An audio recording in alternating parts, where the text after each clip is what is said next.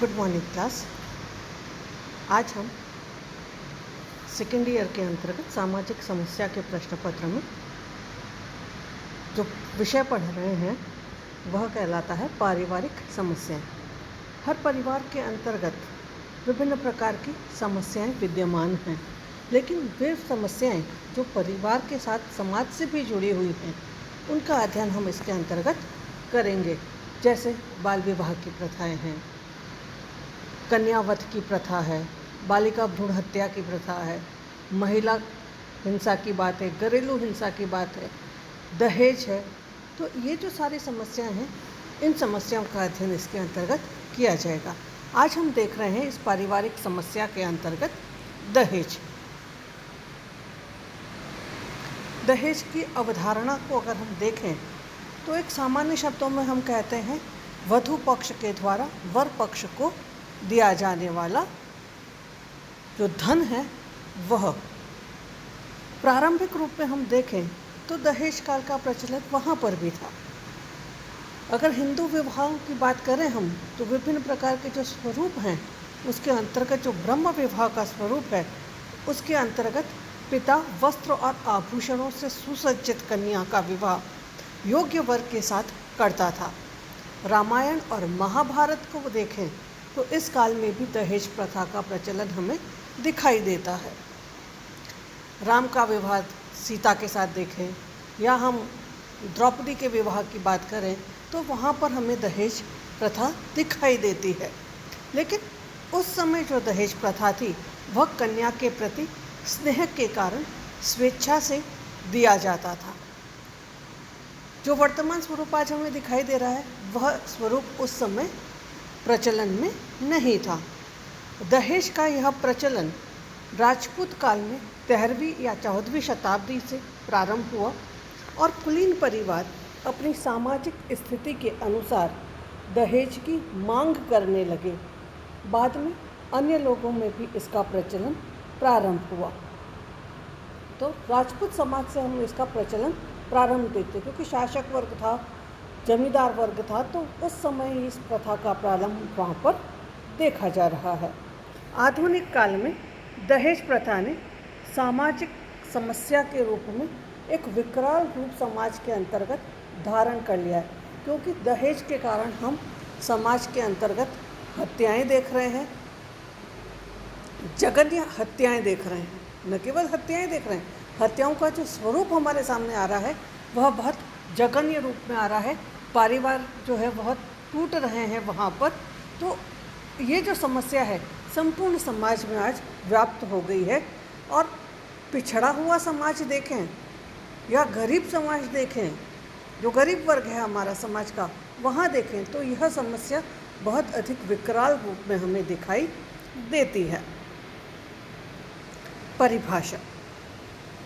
दहेज का सामान्य अर्थ जो संपत्ति विवाह के समय वधू के परिवार की तरफ से वर को दी जाती है। ये एक हम सामान्य जो अर्थ है उसके रूप में हम देखते हैं।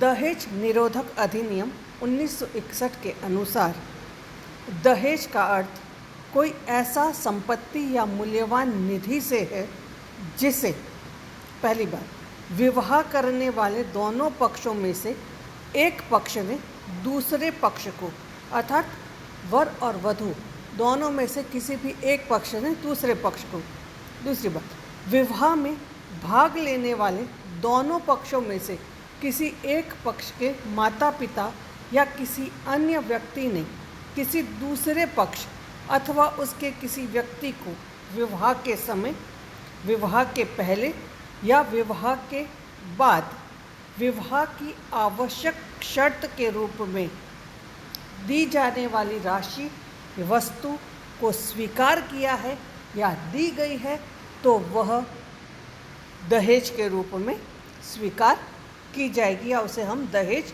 मानेंगे। अर्थात जब किसी एक पक्ष के द्वारा उसकी डिमांड की जाए तो वह दहेज की श्रेणी के अंतर्गत रखा जाएगा। नेक्स्ट परिभाषा देखें। फेयर चाइल्ड के अनुसार तो वो कहते हैं दहेज वह धन संपत्ति है जो विवाह के अवसर पर लड़की के माता पिता या अन्य निकट संबंधियों द्वारा दी जाती है। तो फेयर चाहे लड़की के माता पिता द्वारा अर्थात वधू पक्ष के द्वारा वर पक्ष को दी जा रही है या उसके निकट संबंधियों को दी जा रही है, उसको मानते हैं। जबकि अगर हम दहेज निरोधी अधिनियम जो है उसकी परिभाषा को देखें तो दोनों में से किसी भी एक पक्ष की बात कही गई है। अंतर इसलिए हम देख रहे हैं क्योंकि भारत के अंतर्गत कुछ क्षेत्रों में मात्र सत्तात्मक परिवार में महिलाओं की स्थिति उच्च है, तो वहाँ पर भी स्थितियाँ अलग हैं। तो इस कारण से यह अंतर किसी भी एक पक्ष के द्वारा डिमांड की बात कानूनन रूप में कही गई है। मैक्स रेडिन लिखते हैं, साधारणतः दहेज वह संपत्ति है जो एक पुरुष विवाह के समय अपनी पत्नी या उसके परिवार से प्राप्त करता है। पत्नी को मिले या उसके परिवार के माध्यम से उसको जो प्राप्त हो रही है वह दहेज के रूप में स्वीकार की जाएगी। मुस्लिम समाज के ऊपर ये जो नियम है, कानून, दहेज निरोधक कानून की परिभाषा है, वह लागू नहीं होती है क्योंकि उनकी जो विवाह की शर्तें नियम हैं वे सारे शरीयत के अनुसार चलती हैं, इसलिए यह परिभाषा उन पर लागू नहीं होती है। नेक्स्ट हम देखें दहेज के कारण क्या है, क्यों भारत के अंतर्गत या हिंदू समाज के अंतर्गत दहेज की जो प्रथा है वह प्रारंभ हुई। तो सबसे पहली बात हम कहते हैं जीवन साथी चुनने का जो क्षेत्र है वह बहुत अधिक सीमित है। अपनी ही जाति के अंतर्गत विवाह की बात की गई है कि आप जिस जाति के सदस्य हैं उस जाति में विवाह करें। दूसरी बात,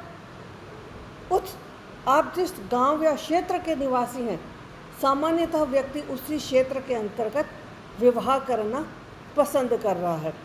जाति के अंतर्गत भी उपजाति वर्ग हैं तो वो अपनी ही उपजाति समूह के अंतर्गत विवाह करना चाहते हैं। तो जीवन साथी चुनने का जो क्षेत्र है वो बहुत छोटा हो गया। जब छोटा हो गया तो लड़कों की संख्या ज़्यादा हो गई, कम हो गई, और लड़कियों की संख्या ज़्यादा हो गई, तो भी वहाँ पर दहेज की प्रथा प्रारंभ हो गई। दूसरी बात, बाल विवाह की प्रथा। जो विवाह की उम्र है कानूनन रूप से लड़कियों के लिए 18 वर्ष और लड़कों के लिए 21 वर्ष मानी गई, लेकिन आज भी हम देखें तो भारत में बाल विवाह का प्रचलन देखा जाता है। कुछ अबूझ सावें हैं जहाँ पर मुख्य रूप से अक्षय तृतीया या आखा तीज जिसको हम कहते हैं, वहाँ पर बाल विवाह बहुत अधिक देखने को मिलते हैं। तो बाल विवाह का जब है तो वहाँ पर जीवन साथी के चुनाव में लड़के या लड़की की जो इच्छा है वो कोई महत्व वहाँ पर नहीं रखती है और व्यक्ति कम उम्र में ही विवाह उसकी कर दिया जाता है और परिवार वाले अपनी इच्छा के आधार पर उसको तय कर देते हैं। तो वहाँ पर जो व्यक्ति दहेज ज़्यादा दे रहा है, जो अधिक संपन्न दिख रहा है, जो लड़के को अधिक धन देने की बात कर रहा है, वहाँ पर विवाह उसका करा दिया जाता है। तीसरी बात हम कहें विवाह की अनिवार्यता। हमारे यहाँ पर विवाह को एक अनिवार्य संस्कार के रूप में माना गया है क्योंकि विवाह के माध्यम से ही धार्मिक कार्य संपन्न हो सकते हैं। 5 यज्ञों की बात की गई है, उन यज्ञों की पूर्ति विवाह के माध्यम से ही संभव है क्योंकि यज्ञ के लिए पत्नी का होना या पति पत्नी दोनों का सामूहिक रूप से होना आवश्यक है और विवाह के बिना यह संभव नहीं है।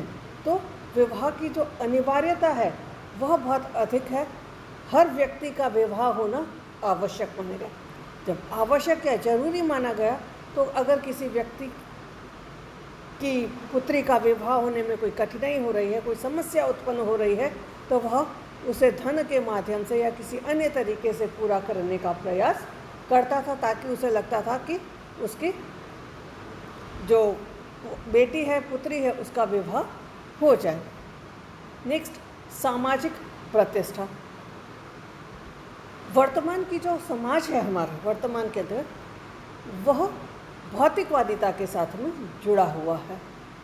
समाज के अंतर्गत कितना अधिक धन विवाह के अंतर्गत खर्च किया गया, कितना अधिक धन उसके पुत्र या पुत्री की शादी में लगा है, उसके आधार के ऊपर समाज में उस व्यक्ति की प्रतिष्ठा होने लगी।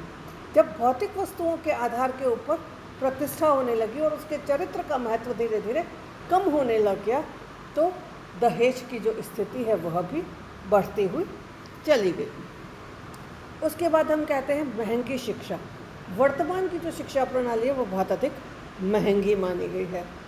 एक व्यक्ति अपने बेटे की पढ़ाई के लिए या अपने बच्चों की पढ़ाई के लिए जो कुछ खर्च करता है, वह खर्च दूसरे व्यक्तियों से वसूलना चाह रहा है, जो कि गलत स्थिति है समाज के अंतर्गत। आपने अपने बच्चों को पढ़ाया लिखाया है, अपने पैरों पर खड़ा किया है, तो आगे जा कर के आपको ही उसका फ़ायदा होना है। लेकिन शिक्षा बहुत अधिक है, डोनेशंस आजकल इतना अधिक चलने लगा है, तो वो डोनेशन दिया है उसने, तो उसकी भरपाई जो है वह दूसरे पक्ष से करना चाहता है, और इस कारण भी दहेज प्रथा देखी जा रही है। नेक्स्ट हम कह रहे हैं कुलीन विवाह। भारत के अंतर्गत जो विवाह है वह कुलीन विवाह को महत्व दिया गया या उसको अच्छा या सर्वश्रेष्ठ समझा गया। अब कुलीन विवाह क्या है? अपने से उच्च वर्ग के व्यक्ति से विवाह कराना। अर्थात हर माँ बाप ये चाहने लगे कि अब वो जिस वर्ग के सदस्य हैं उनकी पुत्री या उनकी संतान का विवाह उनसे उच्च वर्ग के सदस्य के साथ हो। जब उच्च वर्ग के सदस्य के साथ आप विवाह करना चाह रहे हैं और हर कोई व्यक्ति उच्च वर्ग के सदस्य के साथ में विवाह करना चाह रहा है, तो वहाँ पर उच्च वर्ग के अंतर्गत लड़कों की जो डिमांड है वह बढ़ती चली गई। जब लड़कों की डिमांड बढ़ने लगी तो वह दहेज प्रथा के रूप में उभर करके सामने आई कि कौन कितना पैसा देगा, तो उस आधार पर यह दिखाई देने लगा। नेक्स्ट, धन के माध्यम से या धन का जो प्रदर्शन करके और हम कहें समाज में व्यक्ति अपनी झूठी प्रतिष्ठा दिखाने लगे। यह धन किस तरीके से अर्जित किया गया है उसका महत्व समाप्त हो गया। व्यक्ति केवल ये जानने लगा या ये देखने लगे कि इसने शादी में कितना खर्च किया, क्या दिया, कितना दिया, सोना कितना है, गाड़ी दी कि नहीं दी, बंगला दिया, प्लॉट दिया, उसके आधार पर उसकी सामाजिक स्थिति को हम देखने लगे। व्यक्ति ये भूल गया कि उसने यह धन जो कमाया वह किस रूप से कमाया, किस तरीके से कमाया, उसका महत्व धीरे धीरे वहाँ पर कम हो गया और धन के माध्यम से झूठी प्रतिष्ठा वह समाज में प्राप्त करने लगा। उसके बाद हम कहते हैं ये एक चक्रीय व्यवस्था के रूप में भी देखी जाने लगी। लड़के की शादी में धन लिया और अपनी बेटी की शादी में दे दिया।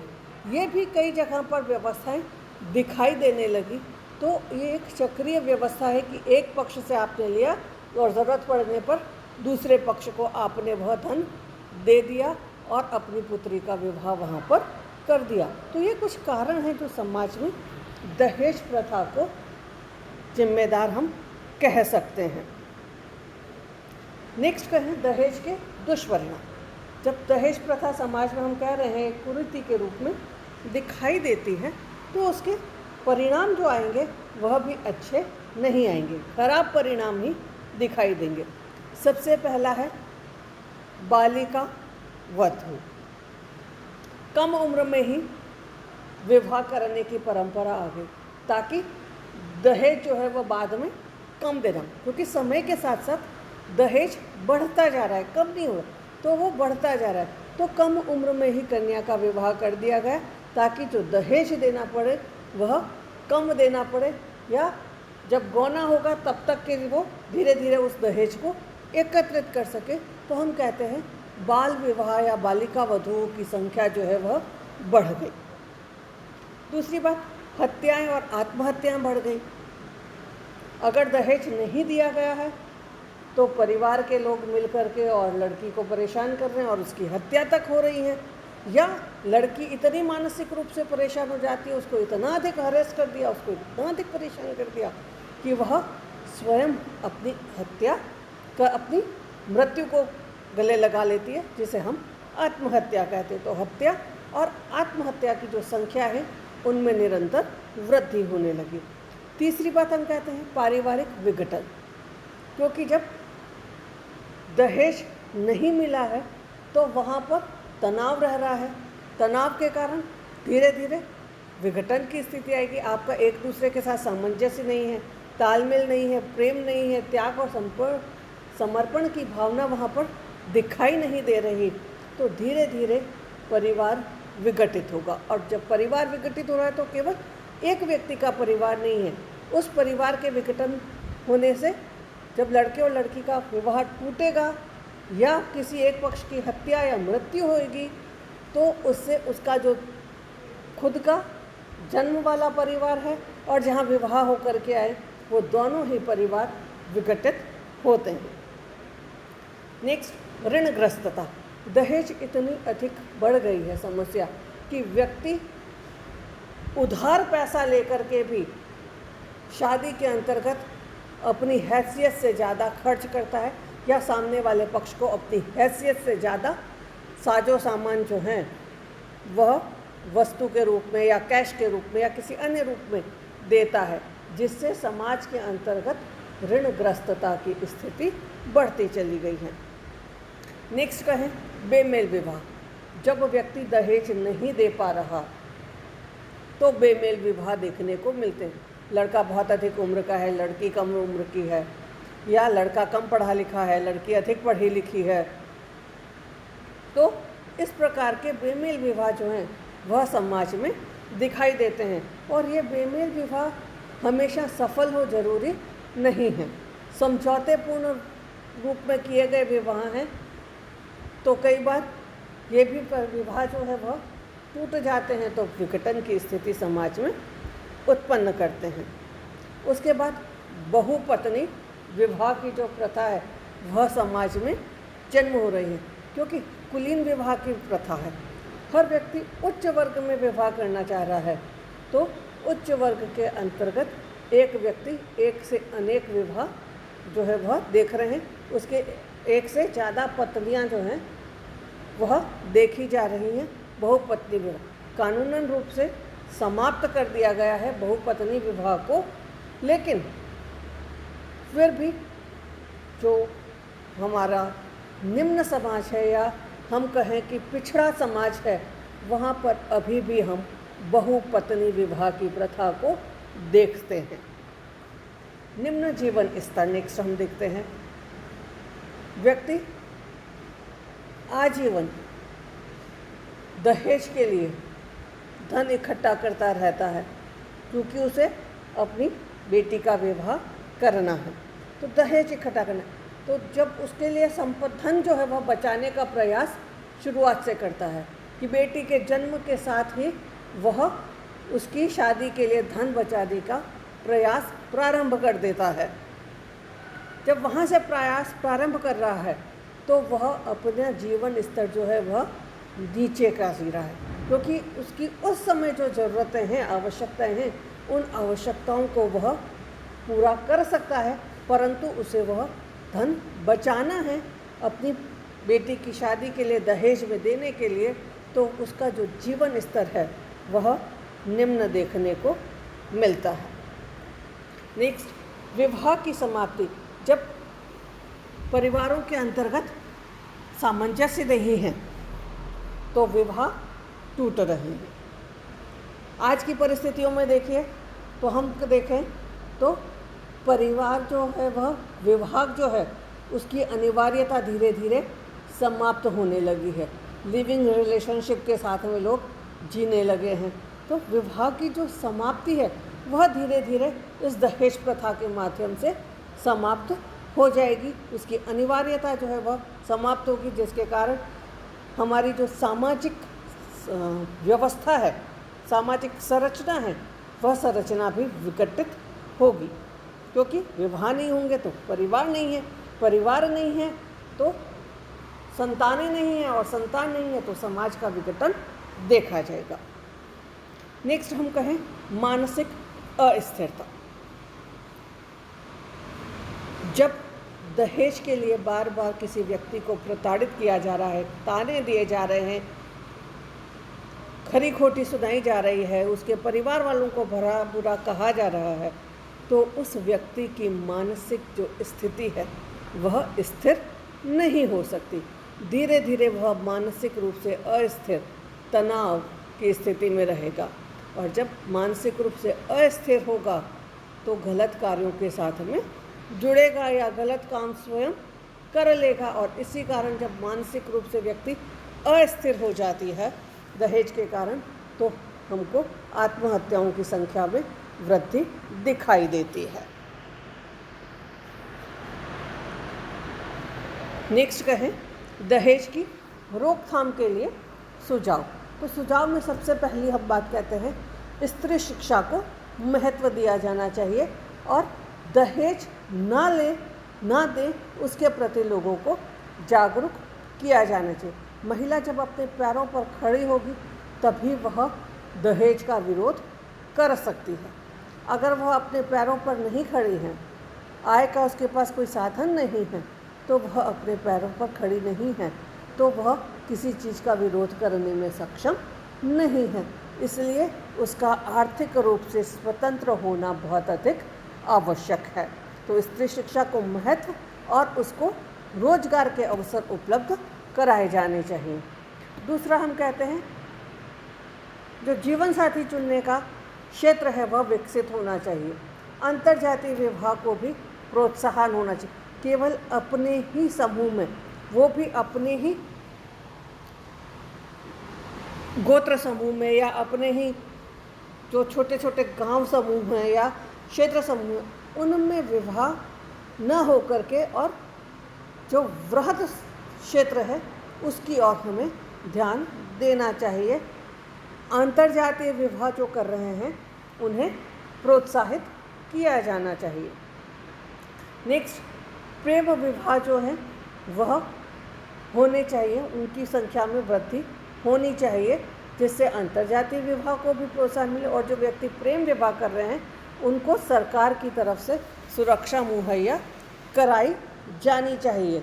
क्योंकि अगर प्रेम विवाह हो रहे हैं और दोनों परिवारों की सहमति नहीं है तो वहाँ पर जो दूसरे लोग हैं परिवार के, वह उनकी हत्या तक कर रहे हैं। इसलिए आवश्यक है कि सुरक्षा उनको मुहैया कराई जाए। नेक्स्ट हम कहते हैं जीवन साथी के चुनाव में स्वतंत्रता। वर्तमान समय में बाल विवाह हम देख रहे हैं कि वो हो रहे हैं, तो वहाँ पर जीवन साथी चुनाव में किसी प्रकार की स्वतंत्रता नहीं है। दूसरी बात, व्यक्ति पढ़ लिख लिए लेकिन फिर भी अभी जीवन साथी के चुनाव में पूर्ण स्वतंत्रता उसे प्राप्त नहीं है। परिवार जो है उसका आधिपत्य है या परिवार जो है वही जीवन साथी का चुनाव करता है और व्यक्ति उसको स्वीकार कर रहा है, तो वहाँ पर स्वतंत्रता की आवश्यकता है। नेक्स्ट, दहेज निरोधक जो कानून बना है उस कानून का जब तक कठोरता से पालन नहीं किया जाएगा तब तक यह संभव नहीं है कि दहेज प्रथा समाप्त हो जाए। धन्यवाद।